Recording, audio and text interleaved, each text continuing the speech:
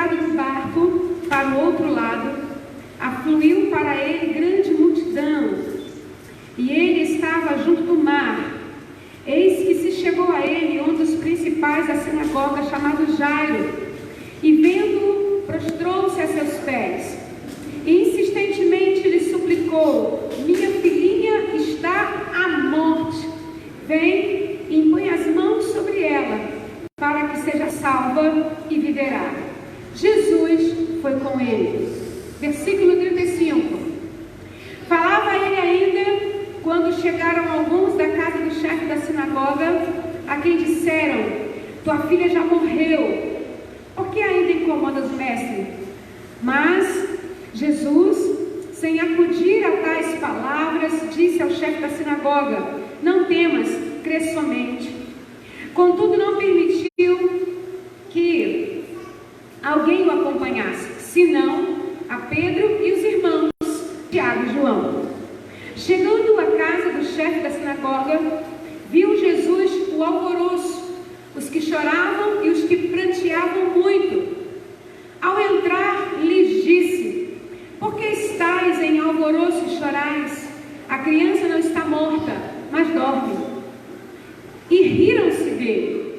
Tendo ele, porém, mandado sair a todos, tomou o pai e a mãe da criança e os que vieram com ele, e entrou onde ela estava. Tomando-a pela mão, disse: Talita, cumi, que quer dizer: menina, eu te mando, levanta-te.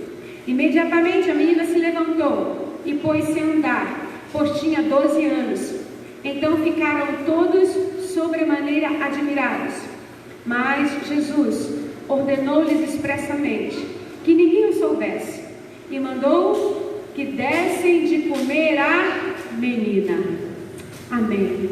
Senhor, teu servo já orou por nós, já nos apresentou a Ti nessa noite, e eu quero nesse momento te agradecer pelo privilégio de estar aqui e pela responsabilidade de trazer ensinamento da Tua palavra ao Teu povo neste lugar. Que o Senhor possa trazer, Deus amado, o alimento necessário para os Teus filhos, que o Senhor possa trazer o despertamento necessário para os Teus filhos, e se aprouver o Senhor, que o Senhor haja com a Tua cura de forma sobrenatural sobre a vida dos Seus filhos.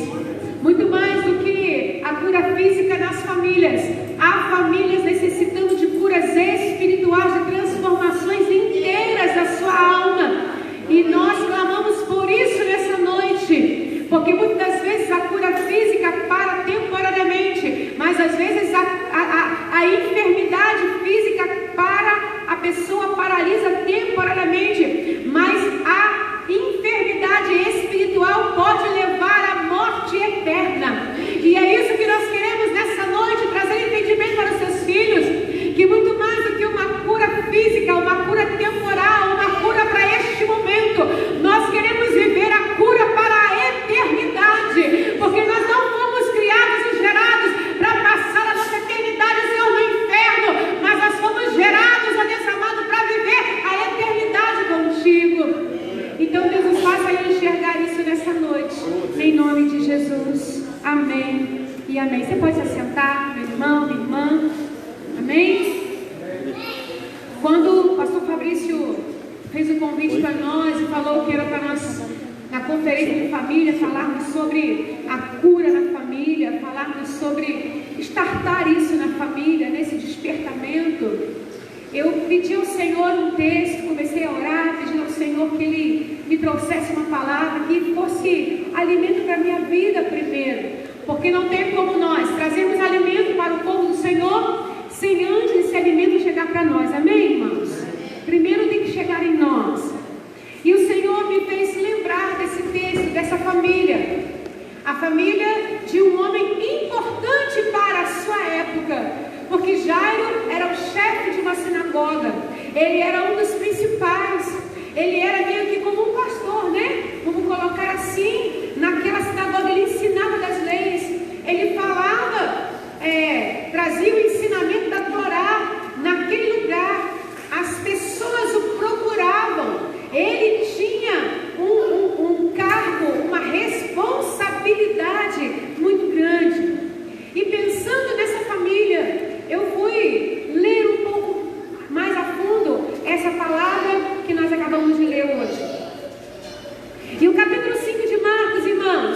começa contando a história do endemoniado de Gadara. Amém? Acredito que você já conheça aí a palavra, o endemoniado de Gadara. Jesus, no capítulo 5 de Marcos, ele começa esse capítulo 5 mostrando a sua ida a uma cidade por causa de um homem. Repita comigo: um homem. Uma pessoa vale mais que o mundo inteiro. A Bíblia já fala isso, não é verdade? A Bíblia não fala isso?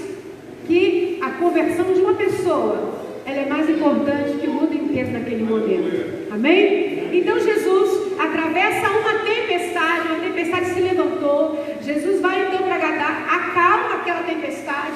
Ele chega naquela cidade e acontece a libertação daquele homem. Mas a Bíblia vai dizer, irmãos, que aquela cidade, ela ficou contra Jesus.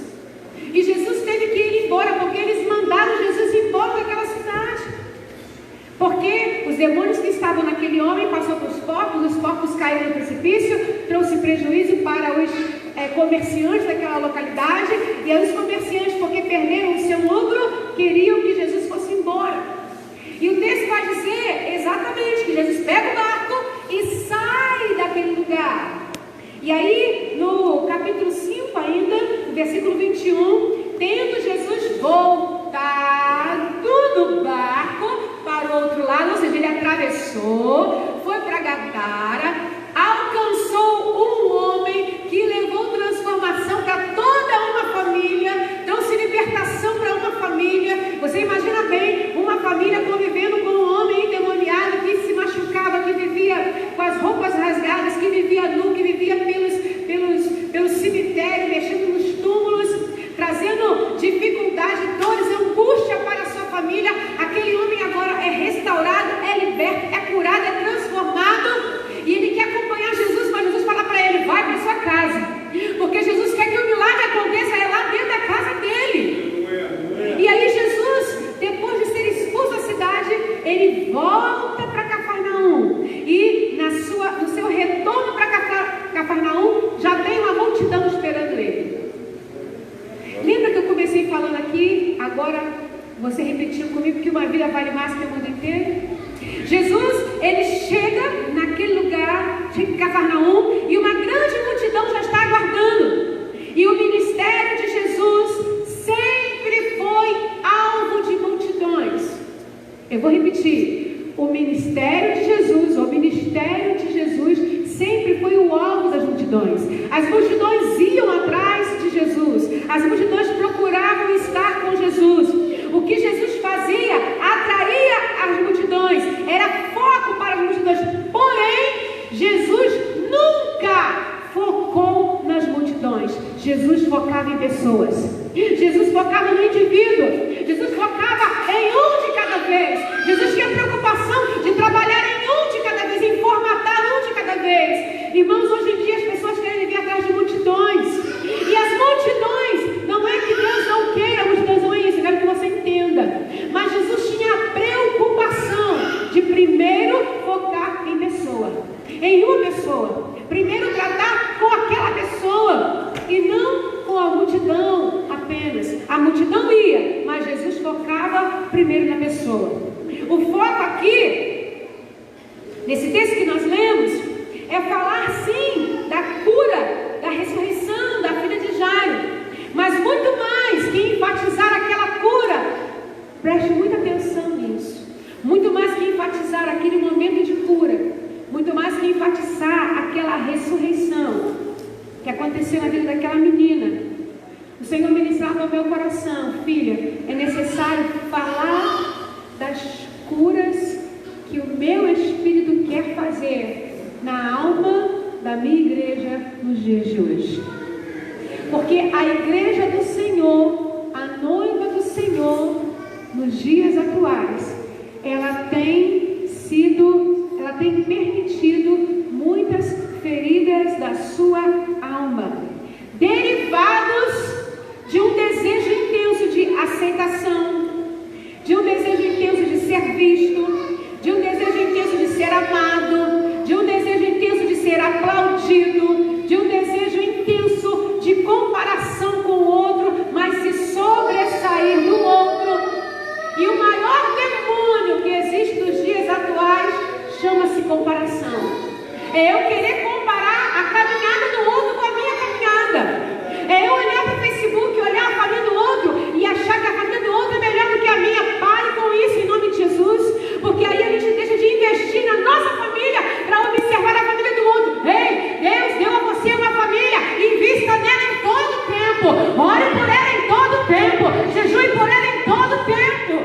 Aleluia. Não permita que aquelas coisas que você vê nos faces da vida, nos status do outro, venham trazer feridas emocionais.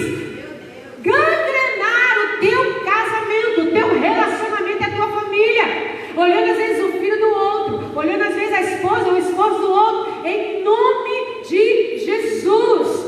Essa comparação tem levado famílias inteiras para a morte espiritual dentro das igrejas. Compara-se até mesmo as igrejas. A igreja de fulano de tal é ótima, a igreja de ciclano de tal é ótima. Querido, ótimo é onde você está. Ótimo é onde Deus plantou você. Ótimo é a palavra que sai desse altar para alimentar a tua casa, a tua vida. Aleluia! É o tempo de nós aprendermos esse princípio para nós. A palavra do Senhor diz que do meio da multidão que estava ali, naquela beira de praia ali, esperando Jesus, tinha também um homem. Esse homem era Jairo, o mestre da sinagoga. Ele era um homem respeitável, como eu falei, era um homem importante, como eu falei. Ele estava no meio da multidão, mas ele interpelou Jesus. E ele falou com Jesus: mestre, vai à minha casa, porque a minha filha está com enfermidade para a morte. Ele achava isso, que a enfermidade era para a morte. E Jesus, fala para que vai estar lá. Jesus fala que ele vai. Ele insistiu e suplicou: minha filhinha está à morte, vem, impõe as mãos sobre ela, para que ela seja salva e viverá. Naquele momento ali, ele insistiu com Jesus, e Jesus largou a multidão e foi com um homem só. Amém? Você que pegou isso aí no seu espírito? A gente não precisa de multidão para fazer a obra de Deus. A gente não precisa de muita gente. Se o Senhor tiver um coração insistente diante dele, ele faz acontecer. É um coração insistente. Jairo, ele já conhecia muita coisa, mas ele precisava nascer de novo. Ele precisava daquela experiência profunda com o Senhor. No meio do caminho você já sabe o que acontece, né? A mulher hemorrágica interpela o caminho, atrapalha um pouquinho, atrasa um pouquinho, mas Jesus não saiu do foco. Jesus estava indo para a casa de quem? De Jairo. Mesmo no meio do caminho tenha havido uma distração momentânea, Jesus não perdeu o foco. Deixa eu abrir um parênteses e dizer para você: Jesus também não perdeu o foco da tua família. Jesus também não abriu mão da tua família. Podem estar acontecendo muitas coisas em outras casas, mas a tua família também está no foco de Jesus, também está na mão de Jesus. Então aguarde o tempo de Jesus. Aguarde o tempo dele. Mais uma vez eu vou falar: não se compare, querido. Santo Deus, aleluia. Não se compare. Amém? Oh Deus, aleluia. Jesus larga a multidão e vai com Jairo. No meio do caminho surge a mulher com o fluxo de sangue. No meio do caminho também surgem os homens que vão dizer o seguinte: não importunes mais o mestre, porque a tua filha morreu. Para que a cura aconteça nas nossas famílias, na nossa vida, para que a restauração interna, para que as coisas fluam dentro da nossa casa, eu não posso dar ouvidos para quem não tem a mesma fé. Eu não posso dar ouvidos para quem não tem a mesma esperança. Muitas línguas vão se bater, muitas bocas vão falar, vão se levantar, vão tentar roubar o teu foco, minar a tua fé, tirar a tua alegria. Mas o que realmente importa é que Jesus está contigo. Aqueles homens foram falar: não importunes mais o mestre, porque a tua filha morreu. Mas aqueles homens não estavam com Jesus. Já estava com Jesus. A diferença, meu irmão, minha irmã, é com quem você anda. Você quer andar com os amigos que só tem palavras de derrota, ou você quer andar com Jesus, que é a esperança? Você quer andar com aqueles que só tem palavras depreciativas e diminutivas, ou você quer andar com aquele que vai te levar mais para a presença do Eterno? Nós vamos escolher com quem nós vamos andar. Escolha então quem vai gerar fé junto com você. Escolha então quem vai gerar um milagre junto contigo. Porque enquanto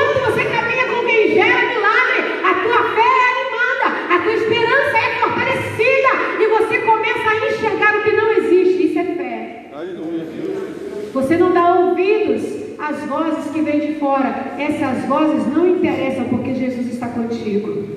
Avançando, o texto vai dizer: alguns da casa que estavam lá, alguns da casa estavam apenas olhando o movimento. Isso aí me chamou muito a atenção. Nem todos vão entender o propósito que Deus tem para você e para sua casa. Nem todos vão acompanhar o processo de milagre que você está para viver. Aqueles que fazem uma constatação precipitada do momento atual não estão preparados para viver o milagre que se manifestará no futuro. Aqueles que olham hoje o teu presente, aqueles que olham o teu passado, não têm condições de mensurar o que Deus vai fazer no futuro.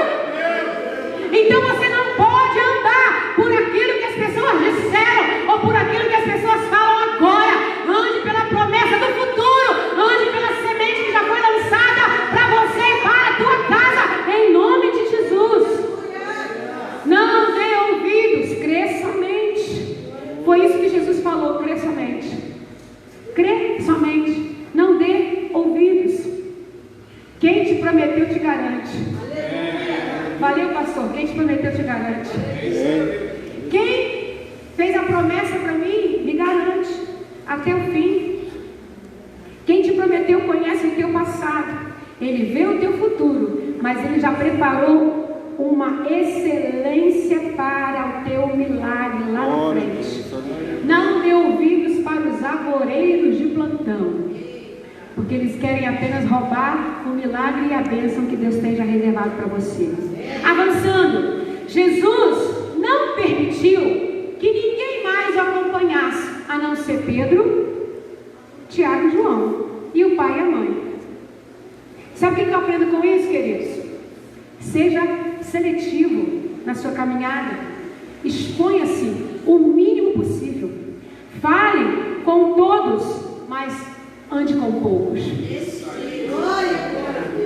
Fale com todos, mas só ande com aqueles que o Senhor sinalizar que vai valer a pena. Tem um ditado popular que diz, me perdoe a expressão, quem se mistura com o porco farelo come. Mas a Bíblia tem um versículo muito semelhante que diz: as más conversações corrompem os bons costumes. Às vezes você está embrenhado da palavra de Deus. Quando você começa a andar com gente que não tem a mesma fé, chega uma hora que você começa a perder também o foco daquilo que Deus tem para fazer. Não ande com aquelas pessoas que não têm condições de agregar nada na sua vida. Tem gente que só atrapalha. Não ande com quem é blasfemador, não ande com o maldizente, não ande com o incrédulo, não se deixe contaminar por eles. O Salmo 1 para mim é precioso demais. Bem-aventurado, feliz é o homem que não anda no conselho dos ímpios, nem se detém no caminho dos pecadores, e nem se assenta na roda dos escarnecedores. Antes, o seu prazer está na lei do Senhor, e na sua lei medita de dia e de noite. Porque será como a árvore plantada junto a ribeiro de águas, que dá o seu fruto na estação certa, e tudo quanto fizer prosperará. Os ímpios não são assim. São, porém, como a palha que o vento dispersa. Eu e você já estamos sedimentados no reino, já estamos firmados no Senhor. Amém? Continuando, na casa de Jairo há os que choram e os que pranteiam. Versículo 38. Chegando à casa do chefe da sinagoga, viu Jesus o alvoroço, a casa estava cheia. E na casa, porque o camarada era um homem importante, então quanto mais bajulador, melhor. Quanto mais bajulação tiver, melhor. Lá tinham os que choravam e tinham os que pranteavam, ou seja, os que choravam e os que estavam mais desesperados ainda. Ao entrar, Jesus fala assim: por que estáis em alvoroço e chorais? A criança não está morta, mas dorme. choravam, aqueles mesmos que estavam alvoroçados, começaram a rir. E o Senhor ministrou ao meu coração, eu anotei até aqui na minha Bíblia, para falar isso para você. Mantenha o teu autocontrole e a tua saúde emocional quando as pessoas começarem a ter o ânimo dobre perto de você. Uma hora está bem, uma hora está mal, uma hora está bem, uma hora está mal. Tenha autocontrole. Jesus tinha autocontrole. Jesus sabia exatamente o que ele ia fazer naquele momento. Ele tinha autocontrole. E nos dias de hoje, irmãos, o que mais tem é gente com crise de ansiedade, com depressão, indo para psicólogo, para psiquiatra, porque de manhã é uma coisa, de tarde é outra. Numa hora está postando foto rindo no Facebook, no outro dia está chorando.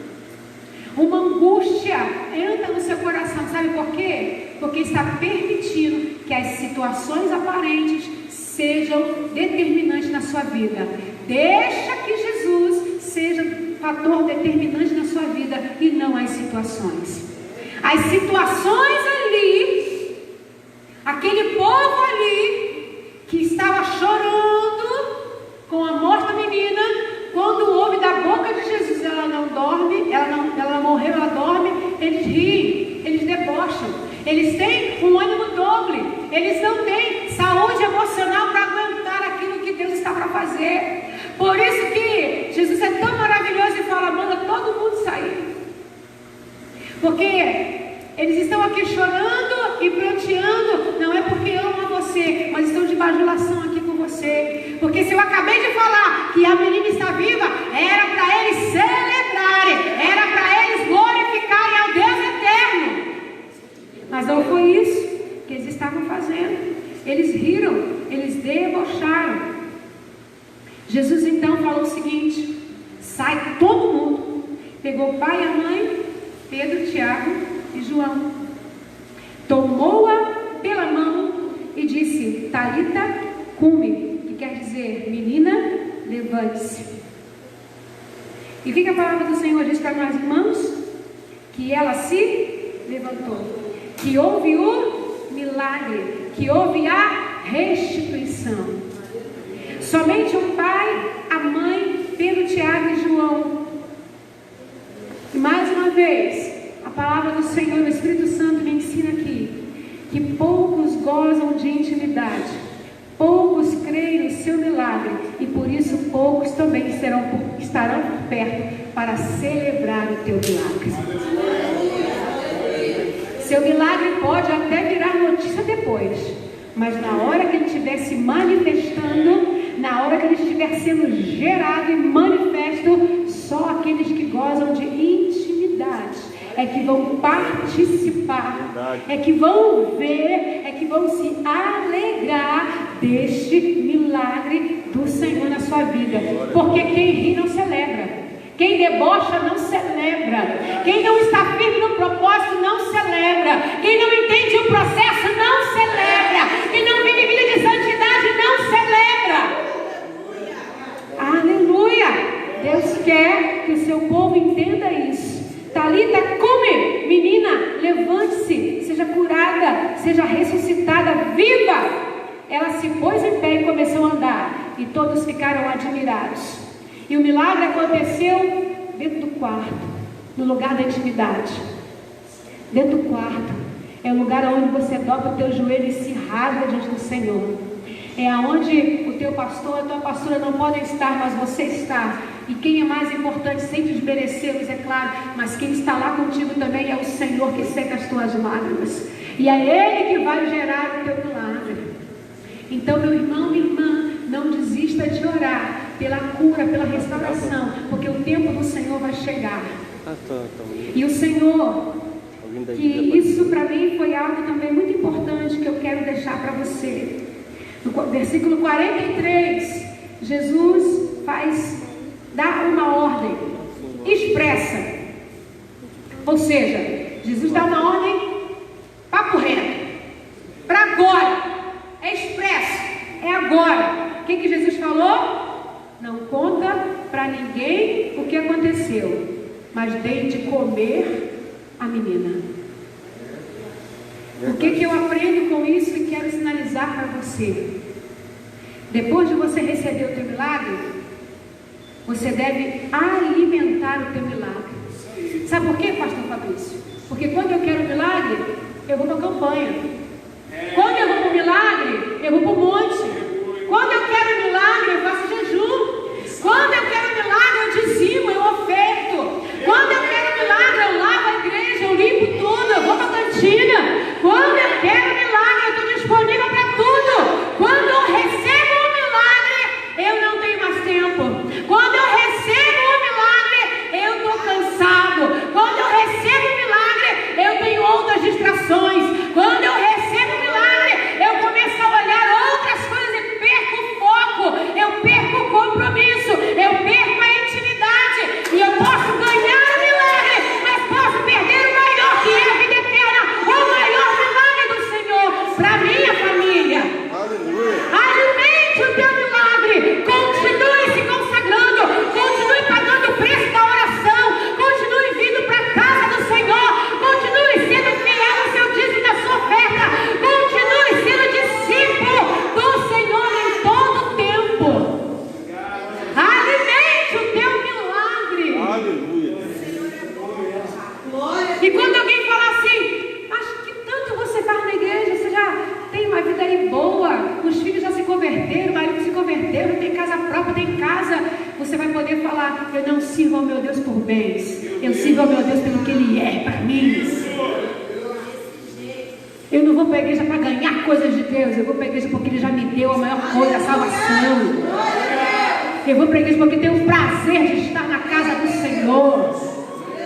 Irmãos, isso é um tapa na cara do cão. Isso é um tapa na cara do diabo. Não negocie princípios. Não negocie teu milagre. Não negocie a cura da tua família. Nutra o teu milagre todos os dias. Aleluia. Jairo, vou contextualizar aqui, deveria ter muito pão na casa dele. Isso eu estou contextualizando. Ele era o homem principal da sinagoga, ele deveria ter um bom salário, ele tinha sua casa própria, ele tinha esposa, ele tinha filho, comida é o que não faltava naquela casa. Então aquela menina não estava doente, ela estava com fome. Ela estava com fome. Glória a Deus que nessa casa você não passa fome. Tem palavra aqui, tem alimento aqui. Jairo podia alimentar lá na sinagoga, mas a casa dele estava com fome. Deus tem dado palavra, tem dado alimento nesse lugar. E eu quero glorificar ao Senhor pela tua vida nessa noite, porque você veio para a presença do Senhor para buscar a sua paz e levar consigo o seu milagre nessa noite, em nome de Jesus. Deus te abençoe. Você pode aplaudir o Senhor.